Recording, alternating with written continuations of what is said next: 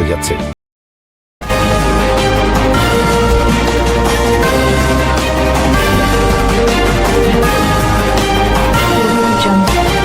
এখন দেখবেন ই বাংলা টিভির ভয়েস বুলেটিন।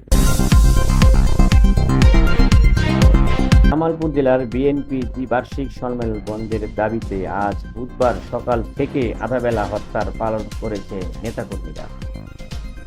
আজ সকাল থেকে শহরের একটি অংশের দোকানপাট বন্ধ থাকলেও পুরো শহর প্রায় স্বাভাবিক অবস্থায় আছে। সকাল 8টা থেকে 10টা পর্যন্ত শহরের তমালতলা থেকে বকুলতলা অংশে হরতালের পক্ষে মিছিল বের করেন জেলা বিএনপির একাংশের নেতাকর্মীরা। ওই অংশটির দোকানপাটগুলো বন্ধ রয়েছে। এছাড়া শহরের অন্য অংশে স্বাভাবিক ছিল। দুপুর 12টায় এই কর্মসূচি শেষ হয়। দেখা যায় শহরের গেট পার দয়াময় শহীদ হারুন সড়ক ও বুড়ির দোকান মোড় এলাকায় দোকানপাট, ব্যবসা প্রতিষ্ঠান ও যান চলাচল আগের মধ্যে স্বাভাবিক ছিল। শুধু শহরের তালতলা থেকে বকুলতলা অংশের দোকানপাটগুলো বন্ধ রয়েছে। তবে সব সড়কের যানবাহন চলাচল স্বাভাবিকই আছে।